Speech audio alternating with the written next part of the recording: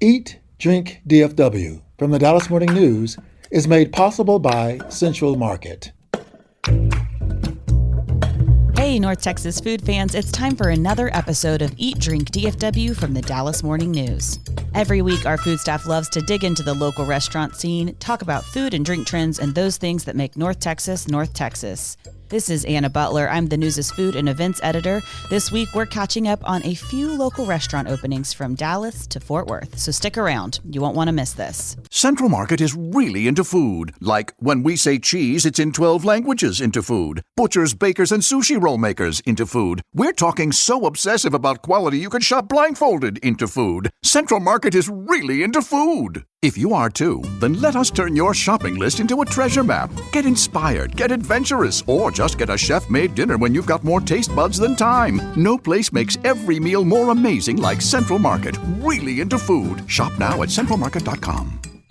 For the latest food and restaurant news, visit dallasnews.com/food. And we'd love to hear from you. If you have any food questions, a need for restaurant ideas, or just want to chat with the Dallas Morning News food team, email us at eatdrink@dallasnews.com. I am joined by our food writers Claire Baller, Sarah Blaskovich, and Imelda Garcia. We're going to go around the horn because the beginning of 2025 has brought in a lot of new restaurant openings, a few closings, and more. Sarah, want to kick us off? Sure, let's do dessert first. Perfect. A state fair guy who won for his award-winning cheesecake in 2023 has opened a year-round restaurant in Irving. First of all, having state fair news in January is cool, but also just the idea that a food that you can usually get for 24 days in the fall will be sold 12 months out of the year is exciting anytime. And we've seen this happen only a handful of times. So the restaurant is called Drizzle Cheesecakes. It comes from Stephen Elgiddy, a guy who I find extremely fascinating. He swam in 2 Olympics for Libya. His family's from Libya. He was born and raised in Canada. So he swam in I think it was the 2008 and 2012 Olympics, then started selling cheesecakes as a summer side hustle to make a little bit of money, which is, an interesting left turn. It's different than Wheaties money. Yes. This guy seems competitive by nature. He's a swimmer, but him winning the state fair scratched that competitive itch, I think. And he just realized I can make this food into something that people want all the time. And so Drizzle Cheesecakes is now open in Irving. He has 6 varieties of cheesecake. They all start with New York style plain cheesecake. And then he dips and drizzles and, adds chocolate or Oreos or strawberry. It's that kind of place. Because a dessert shop may not sound like a place you want to go all day long, it's also a coffee shop. Is this a place that sold this Biscoff cheesecake, something like that? That is the one. Whoa. And I don't know about y'all. I stood in line for that Biscoff cheesecake for over an hour. Wow. In 2023 as a person at the state fair, in the wild with my friends. And I suggested we all share a piece of cheesecake or two. And I think we all ended up with our own piece of cheesecake. I have vivid memories of going this year, or I guess 2024. And there was a tussle in the line when I went because these people wanted to have multiple forks for all the different types of cheesecake that they offered. But they also were using the forks on other food that they bought. And they're like, we only have so many forks and we limit them. And people are like, we just spent this much money on cheesecake. The least you can do is give us forks. The staff was so gracious. And I was like, I could only imagine the amount of plastic fork related drama during this. But that was my greatest memory, other than the fact that I really, really actually enjoyed the cheesecake and am scheming how to go and get cheesecake from them now. In Irving now, you don't have to fight over forks. I wished we could also tell those strangers who tussled with the staff that the pro tip is to put the fork behind the ear like we always do. And then there she is when you need it. That's so true. I love it. So we're going to stick with the theme. Let me tell you about one more new restaurant, another state fair concessionaire, 2024 winner for the Dominican Fritura Dog. Do we remember this? Yes, Yeah. I do. Yes, the Dominican Fritura Dog, for those who don't remember, was a corny dog that they cut open, and inside there was a checkerboard of pieces of salami and cheese and salami and cheese. So you get the pink and the white and the pink and the white, and then there was a lighter pink colored drizzle over top. It was a corny dog like we had never seen, and it won Best Taste Savory in 2024. Now, the story behind this guy's business, he has opened what I think is Dallas's first Dominican restaurant. So just like the cheesecake guy, this corny dog was available only during the fair, but he had ambitions of spreading his Dominican food to more than just 24 days. So he had pop-ups throughout the pandemic, and now he finally has his first bricks and mortar restaurant. He shares a space in Deep Ellum with Trinity Cider. So it is Dominican food, which many of the dishes use in part or in a big way, plantains, which guys, I love plantains. I love plantains. I like plantain chips. I think Yes. they add a lot. Me too. And I had plantains in a way I had never had before on a burger sliced long ways. You know, if a plantain looks like a banana, slice it long ways. So those two little half pieces of banana-ish thing went on top of a like greasy burger. He calls it the Dominican smash burger. And I tried it and I loved it. And there are lots of reasons to go to this Dominican restaurant, but my favorite is this crazy burger. I wouldn't say this is the first one, the first Dominican place. We have some of them. For example, this Dominican restaurant in far north Dallas, because in that part of the city, a lot of immigrants from Central America and Latin America live. But yeah, they have all these dishes that are like very sweet, but not that sweet. The burger is interesting. The owner calls it, quote, the burger of your dreams, which I put in the headline because I like that phrase. It's actually the burger of his dreams. He said he dreamed of putting a plantain on a burger, like literally dreamed of it, and then was like, if you can dream it, you can do it. Okay, let me tell you what's in this burger because it's a lot. 2 beef patties, smashed burger rid, so flat. Smash it. Yeah. Griddled onions, American cheese, smashed avocado, a secret sauce, and then 2 fried plantains sitting underneath the top bun. But they're soft. Yes, they are soft. For me, I'm thinking mouthfeel is going to be real soft. And it doesn't sound bad. I just am like, I hate using the word mouthfeel, but like that. That's And like, here we are. But I'm going to use it again. Maybe moist on top of that now. So it is a soft dish. As we've established in past episodes, I'm a huge fan of a bean burrito with nothing in it. That's a little bit of squish with your squish. And so like, I don't have a textural problem with this, but hear me out. The beef patties have a little bit of crisp on them. And then the griddled onions do have a little bit of crunch too. This is a really good burger and everybody should try it at, I haven't said the name of the restaurant yet, which is outrageous. It's called Picadera. I would say this is like a fusion between American and Dominican cuisine, and the dream is there, the American dream. So Yeah, and it's a great point, Imelda, because this is Dominican street food through his lens. And he said he lived in New York City for years, lived in a Dominican neighborhood, I think ate this, Dominican food all the time. He comes to Dallas and he's like, where is all that food? Then according to him, he learned that the community of Dominican people in Dallas is kind of small. So he's had a Dominican street food festival and he's now making this food. I just found his story to be just really wonderful. I do have one more new something that's on the sweet train that I was going to mention really briefly. So JD's Chippery on Hillcrest in University Park. It's really close to SMU. It opened in 1983. It actually opened with 3 stores all at one time, which I don't think most people probably know or remember. Really? Yeah. And so, early 1980s, economy completely destroyed, especially in North Texas. They decided to double down on the one store that was performing well. It was the one by SMU. And that's the one that they've had since 1983. They are going to open a second location. I've had this confirmed by the owner, Amy Broad, at Preston Royal. So 41 years later, am I mathing that? 42. Yeah.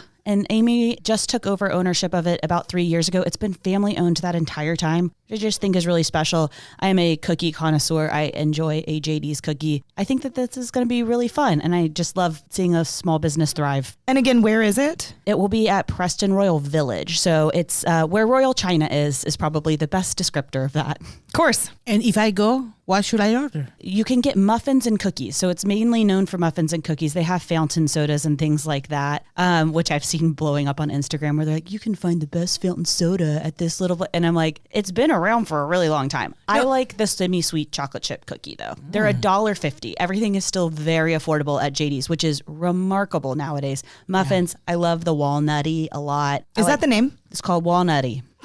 I didn't make that up, Sarah. Stop giggling at me. Okay, I have to go back to the Diet Coke because I also saw this video on Instagram where someone found JD's. Isn't it so funny when like anybody on the internet like finds a restaurant that, we wrote about before it opened and when it opened and after it opened. And anyway, this person was like, they have the best Diet Coke from the fountain in Dallas and it grazed over the cookie part. This is funny because one of our kids used to go to school close to there, and we used to drive by JD's most mornings, and we used to buy cookies for teachers there all the time. And my husband Chase used to say, there are people in and out of there constantly coming out with drinks. And it was kind of a family joke because it was like, this is a cookie shop where people are going to get a soda or an iced tea. I don't understand it. And then Instagram explained it to me. Yeah, no, I've been cut in line multiple times by people who are daily regulars that I'm like, I'm just here for my Coke. And you're like, I'm just trying to order cookies behind these 5 other people. And they're like, mine's faster.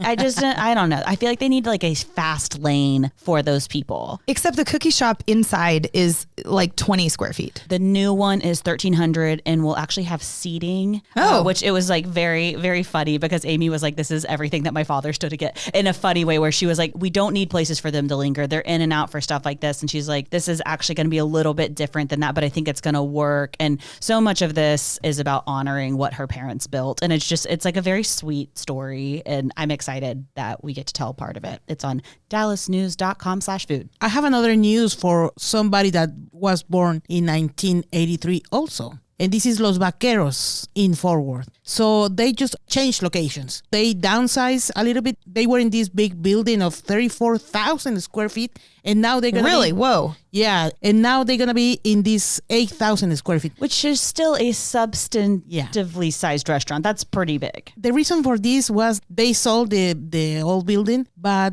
they tried to get this intimate space again.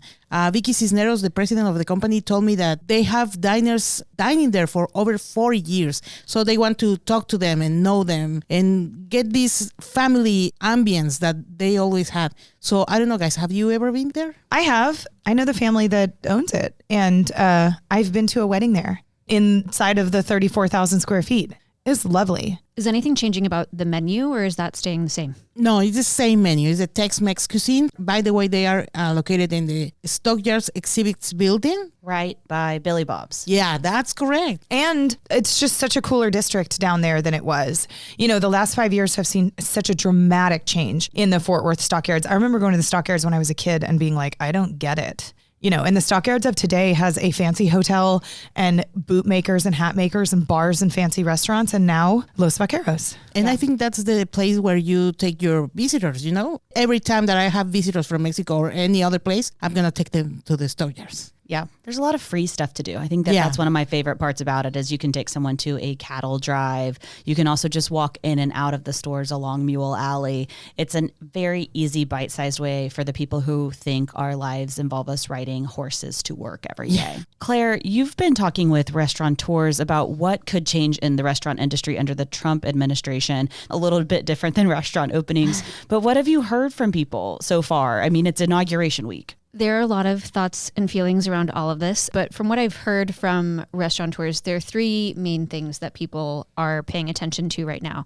Those are tariffs, immigration reform, and the idea of no federal income tax on tipped wages. There's mixed feelings, as you can imagine, on all of these things within the restaurant industry. But what I really wanted to do was kind of take a temperature, so to speak, of where people's heads are at and what they're kind of preparing for as we see the Trump administration settle in and start making some big changes. So Trump said Monday that he planned to impose a 25% tariff on products from Canada and Mexico, and that this would go into effect February 1st. So that's something that restaurateurs are watching.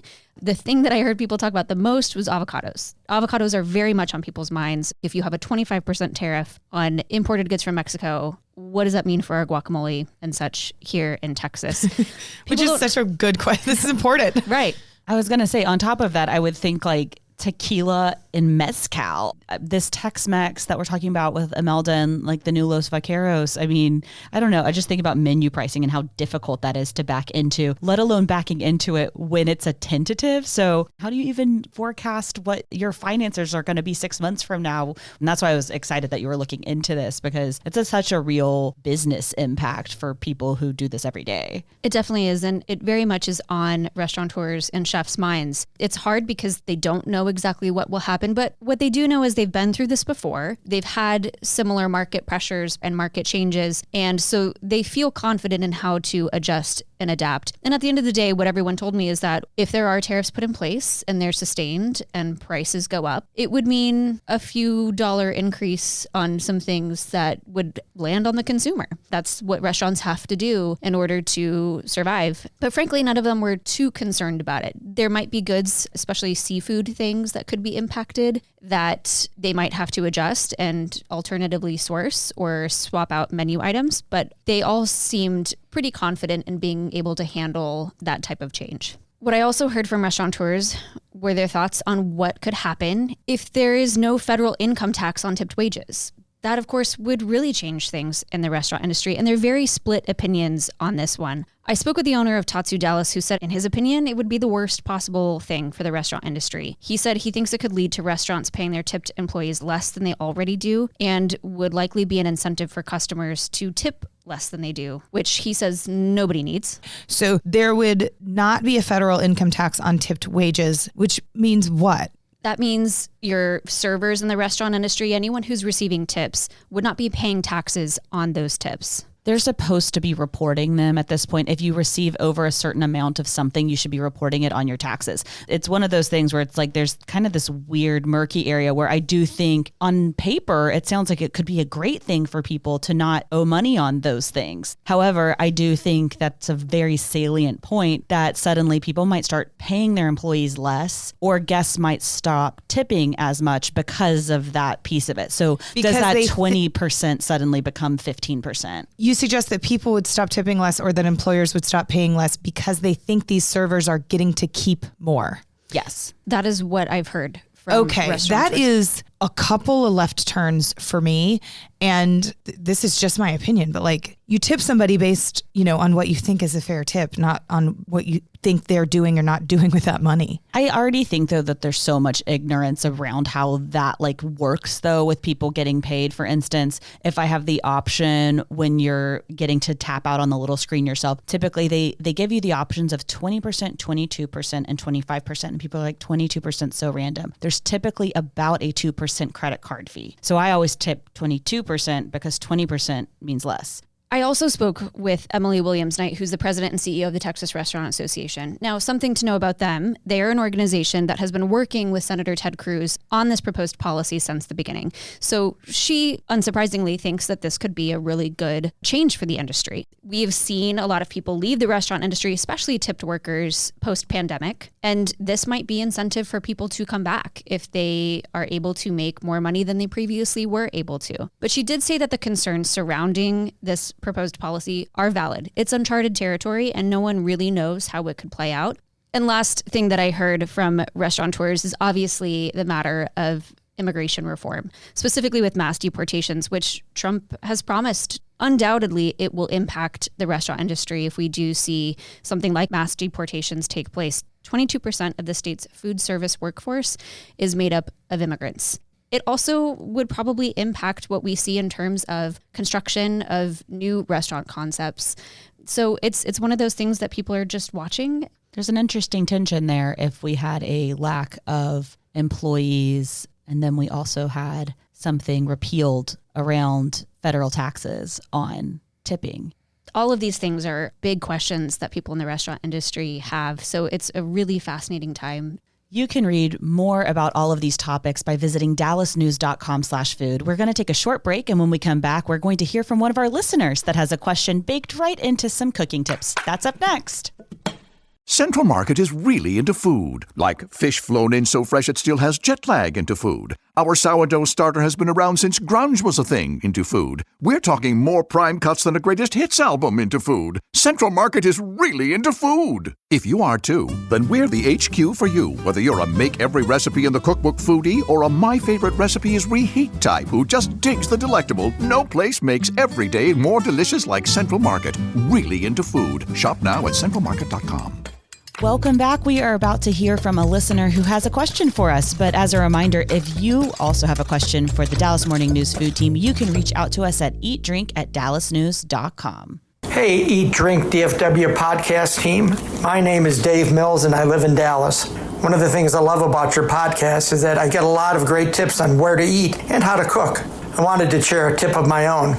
I like to save the oils from products I buy and use them in different ways. For instance, I love ice cold martinis with blue cheese stuffed olives. When I get the stuffed olives from Central Market's Olive Bar, I always save the leftover blue cheese infused oil. After a few times, I have enough oil to use in making a great olive oil vinaigrette. I also love homemade Caesar salads. I save the oil from anchovy jars or tins to make my croutons. I tear up French rolls or bread, season with garlic powder, and saute in the anchovy oil. They're great.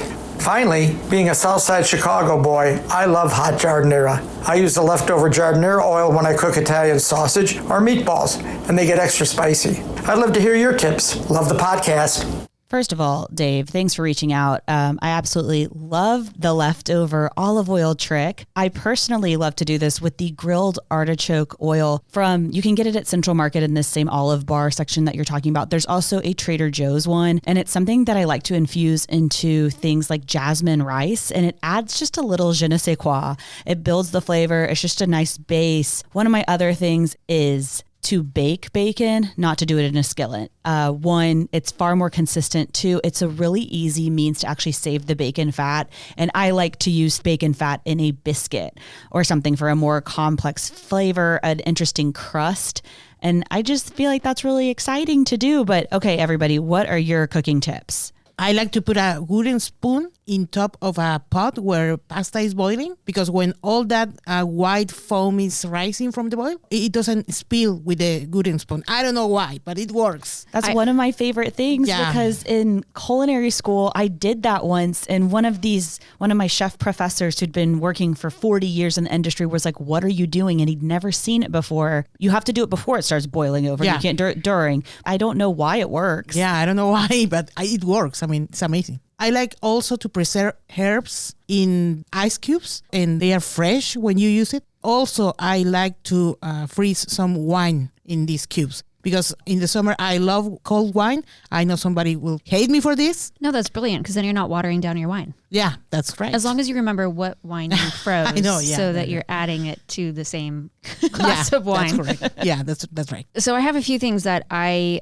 learned while working in a professional kitchen that I swear by now, and I can't imagine how I cooked without doing these things. One is putting a wet paper towel under a cutting board. Your cutting board should never, ever, ever move, not even budge the tiniest bit when you're using it. And I was kind of horrified to realize like how many times I had used a cutting board without securing it. And using a wet paper towel underneath is a great way to do that, especially over time. Your cutting boards warp a little bit and they'll move around.